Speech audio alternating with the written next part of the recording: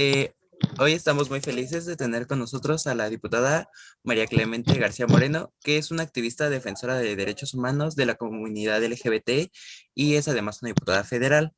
En 2014, María fue electa consejera universitaria de la UACM, donde representa a los estudiantes del Colegio de Humanidades y Ciencias Sociales. En 2015 fue galardonada con el Premio a la Juventud de la Ciudad de México en la categoría del Mérito Cívico.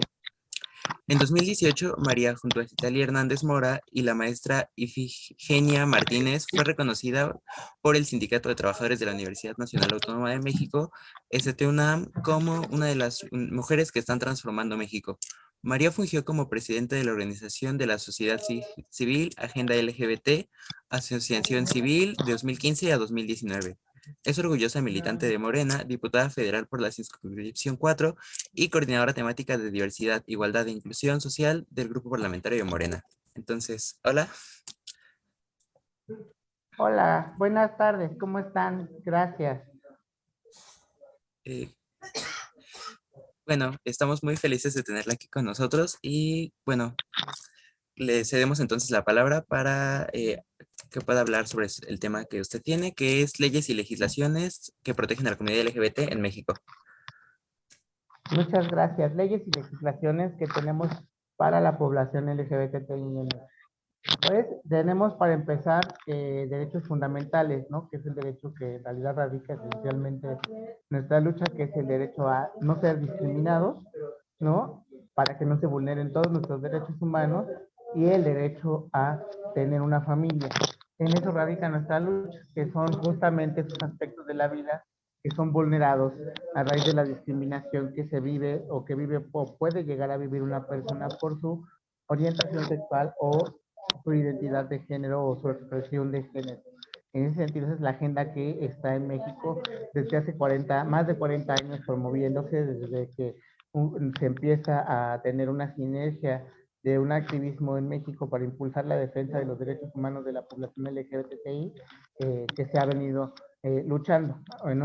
Enunciar todo lo que existe o lo que se ha logrado muchísimo, porque hay desde pequeñas reformas, ¿no? Como pequeñas acciones afirmativas, pero que han ayudado a cambiar indicadores de la discriminación, cómo se vivía antes y después de haber accedido a ciertas políticas. En ese sentido, pues para empezar, creo que lo más referente de la lucha LGBT en México ha sido el matrimonio igualitario y la identidad de género, que nos ha puesto pues como una sociedad que demuestra su tolerancia, no aquí sus gobiernos o su burocracia, una sociedad tolerante, una sociedad diversa que ha querido pues está abierta a la diversidad sexual de pleno para integrarla, está integrada en la vida política, social y cultural de México. Y pues el primer gran logro del movimiento de la diversidad sexual en México es la legislación del matrimonio igualitario, ¿no? Que se permitiera por primera vez en la Ciudad de México que las personas pudieran, dos personas del mismo sexo pudieran tener un contrato de matrimonio, y esto se ha replicado ya en muchísimos estados, creo que ya nada más faltan 6, si no me equivoco. Entonces imagínense cómo va esto. En ese sentido, además, cabe acotar que el partido que más ha, bueno, con sus mayorías votado por el matrimonio igualitario, Morena, desde que Morena llegó al poder, sus mayorías en los congresos se han aprobado. Eso es muy importante también acotarlo, porque los congresistas locales me parece que tienen buena apertura al tema, ¿no? En eso está. Entonces, en identidad de género igual ya faltan nada más, creo que van 12 estados o algo así. Entonces ya va muchísimo, va el panorama va avanzando el tema del avance en cuestión de protección de derechos, porque está integrado al marco jurídico, ¿no? En los procedimientos administrativos, pues es algo que se vuelve un derecho justiciable por cualquier ciudadana y ciudadano en México, y que no se le vulnere su derecho a formar una familia o a ser discriminado. Y en eso pues hay muchas leyes que nos trastocan, que no propiamente son de la diversidad sexual, ¿no? Empezando por la ley federal para prevenir la discriminación. Y eso ya entrando al tema federal. En el tema federal justamente es donde no hemos avanzado. No hay en realidad gran avance en la agenda. Hay un gran diálogo, por supuesto que la apertura, hoy en la Cámara de Diputados tenemos una comisión de diversidad sexual, ¿no? Pero tenemos puras iniciativas, cosas que ya van de otras legislaturas hasta dos pasadas anteriores que llevan ahí iniciativas sobre el matrimonio igualitario ya en el Código Federal, sobre identidad de género ya en el Código Federal. Eh, ¿Qué más hay? Está justamente yo llevo una que es la de para legislar la tipificación del transfeminicidio, para legislar el daño moral por el que tenga la causal, como la discriminación como una causal, evidentemente la discriminación por orientación sexual y identidad de género sería una de ellas, lo cual afianzaría la lucha en búsqueda de justicia cuando se busca la reparación del daño. Y pues está también algo muy penoso, ¿no? Ya pasó la iniciativa de seguridad social a parejas del mismo sexo que se aprobó casi al inicio de la legislatura, una iniciativa que suscribió el senador Germán Martínez, que entonces senador de Morena, hoy del Grupo Plural, que la pasa, se vota en el Pleno del Senado, pasa a la Cámara de Diputados y la aprueban con modificaciones y entonces pasa de rebote de nuevo al Senado y ahí se queda parada.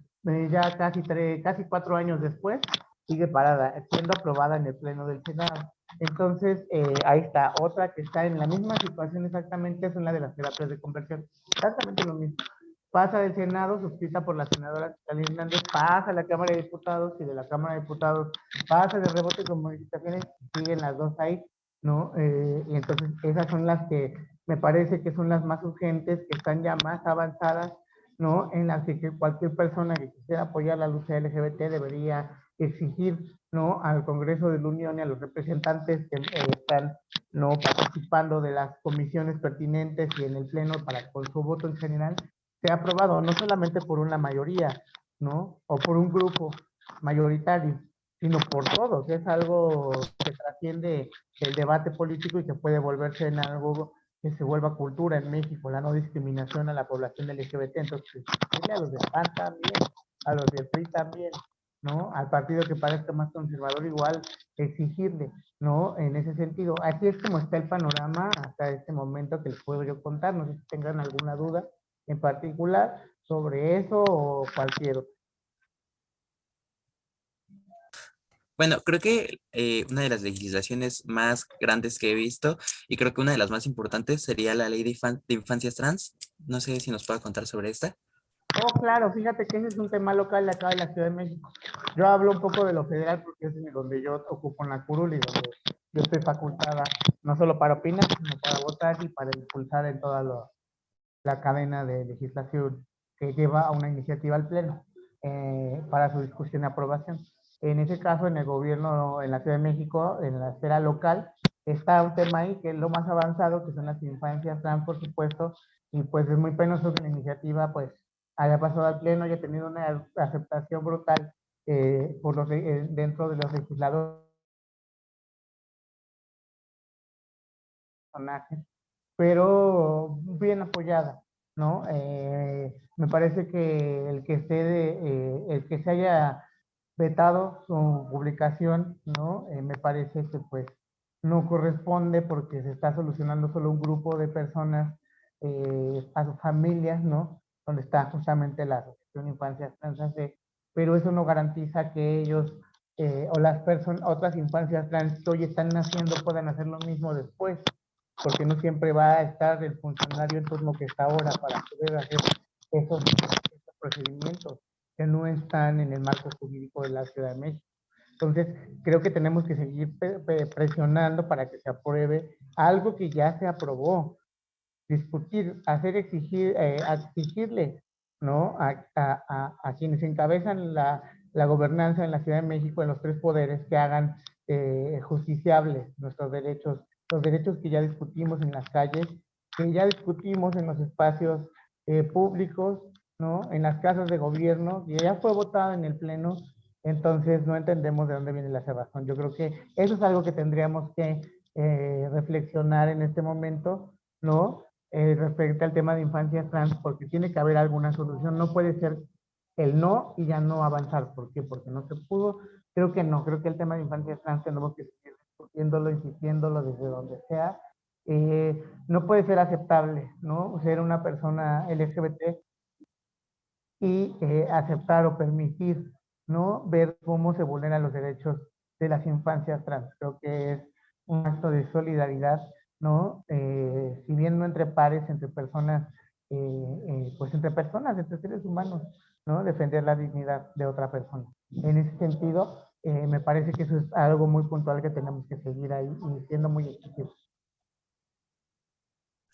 Claro, y bueno, apenas se dio la noticia de que se había publicado, si no me recuerdo, o se había expedido un acta de nacimiento con un tercer género aprobado.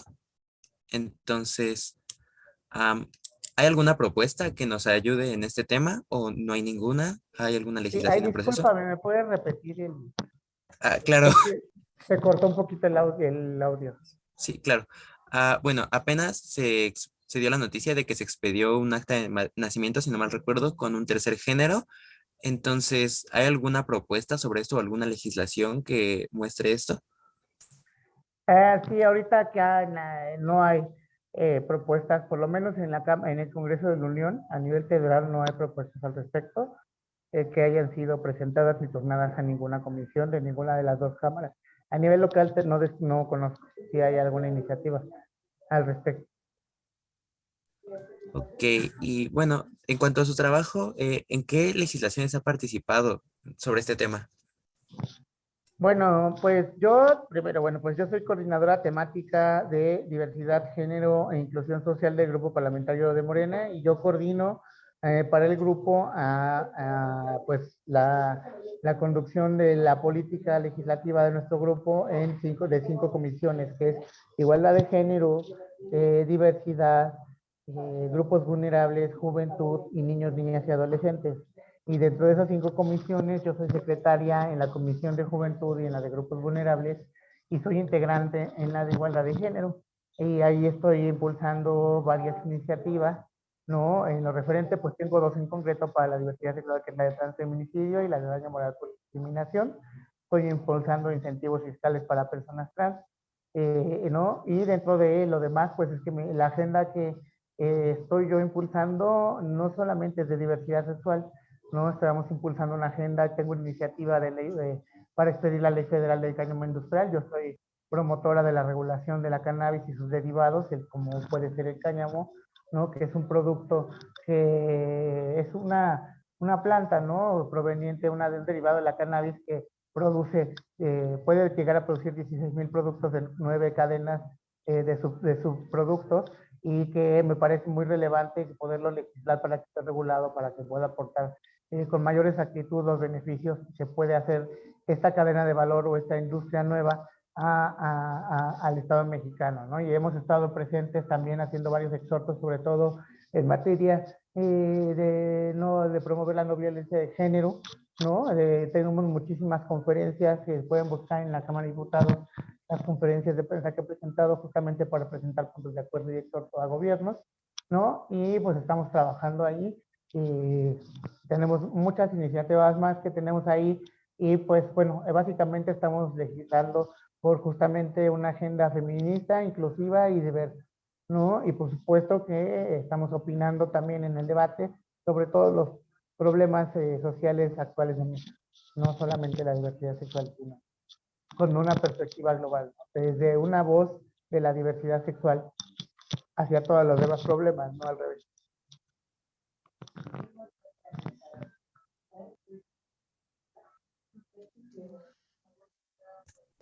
Bueno, y un tema importante es ¿qué se considera, al menos aquí en México, como crimen de odio hacia la comunidad LGBT? Sí, los crímenes de odio, pues mira, eso es un término que se acuña en Estados Unidos, derivado ¿no? de crímenes raciales, es origen en los hate crimes, se empieza a tipificar así para investigar crímenes cuyos móviles tienen que ver con movilizaciones que van encaminadas, ¿no? A móviles, ¿no? Pues en esquema de perpetrar delitos encaminados a partir de la movilización o la motriz que conlleva la violencia a partir del odio. En México se replica acá crímenes de odio, no está tipificado. Lo más parecido a esto que se ha tipificado es el feminicidio. En ese sentido, Un crimen de odio pues puede ser transfeminicidio también, que justamente es la iniciativa que yo he presentado, ¿no? Una cosa es un crimen de odio y otra cosa es un discurso de odio. Uno puede provocar lo otro, pero no necesariamente, y el crimen de odio ya no es un discurso, ya es otra cosa, son dos temas distintos.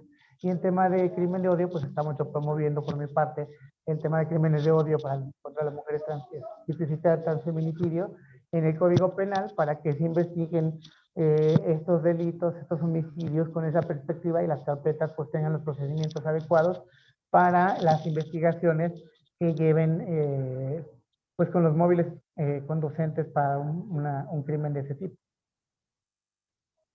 Ok, y bueno, esta propuesta, ¿hasta dónde ha llegado hasta ahora? Esa propuesta está ahorita en la comisión, turnada a la Comisión de Justicia y la Comisión de Igualdad de Género, y está hasta ahí, ¿no? Tenemos que esperar ahora que las dos comisiones, una emita su opinión y la otra tenga su dictamen para ver si es favorable, y si es así que pase al pleno, y pues eso, hay que esperar todavía un poco más.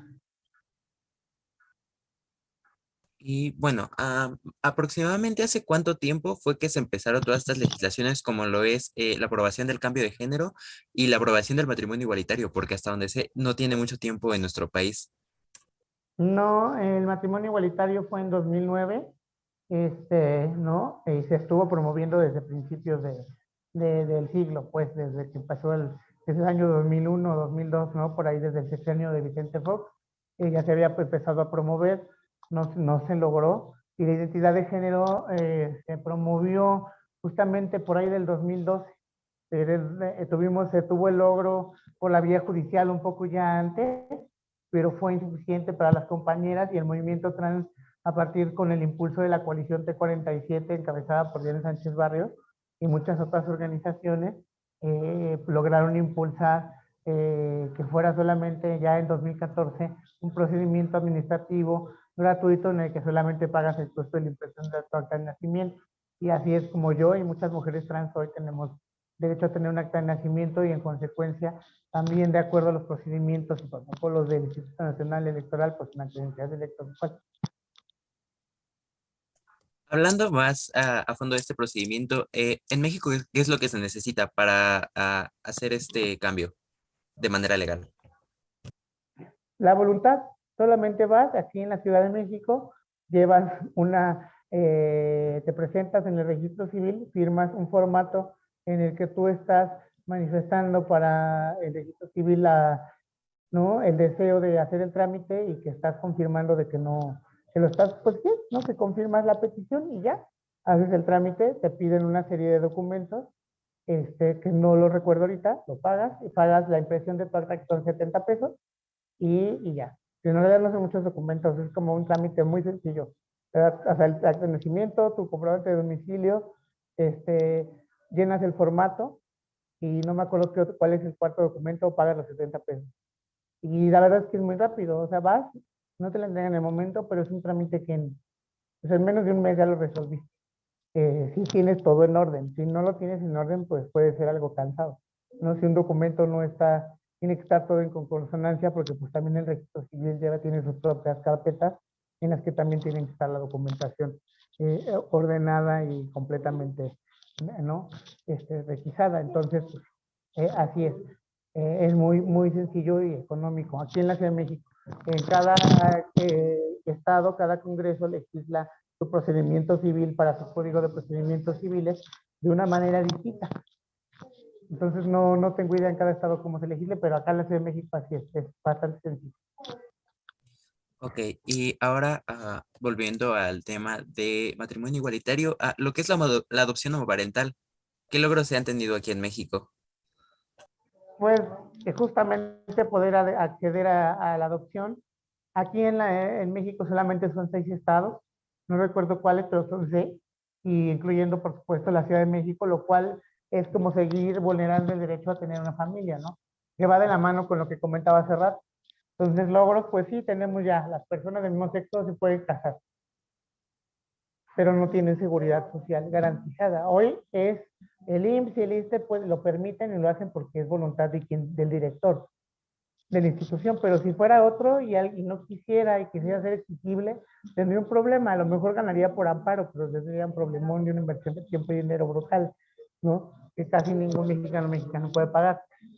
Entonces, que esté detenida la iniciativa de seguridad social para personas del mismo sexo en el Congreso de la Unión a nivel federal, pues no avanza en derechos. O sea, llevamos detenidos, se aprobó en 2009, llevamos ya 2023, casi 15 años detenidos en los derechos de las parejas homoparentales. Solamente 6 años, digo, 6 estados tienen la adopción, ¿no? Entonces, igual llevamos 15 años detenidos, ya se pueden casar, pero sus derechos siguen limitados, a pesar de estar casados o casadas.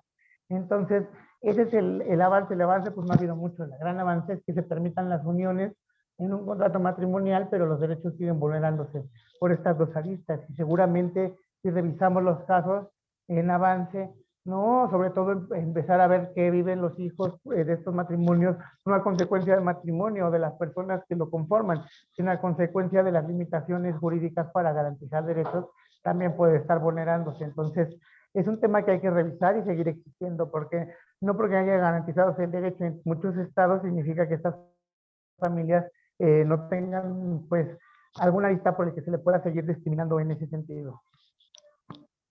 Claro. Ahora, siguiendo con el tema del matrimonio, un matrimonio sigue siendo considerado válido de manera legal si uno de los dos cónyuges hace una transición de sexo después de haber contraído el matrimonio. ¿Perdón? Siguiendo con el tema del matrimonio, un matrimonio sigue siendo válido si uno de los cónyuges hace una transición de sexo después de haber contraído matrimonio. Por supuesto. Sí, no hay ningún trámite especial para esto. Seguramente sí, porque si la persona cambia, tiene que, como igual vamos a modificar nuestra credencial, nuestros documentos escolares, nuestra credencial del INE, igual eso se tiene que modificar, pero no significa que la unión se invalide por eso.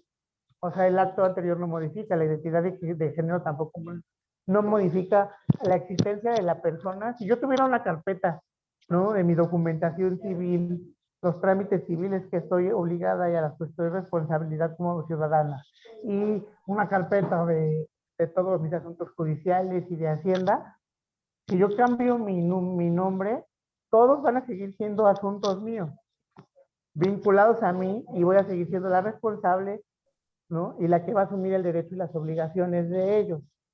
Eso incluye es lo mismo como para pagar mis impuestos como para mi matrimonio.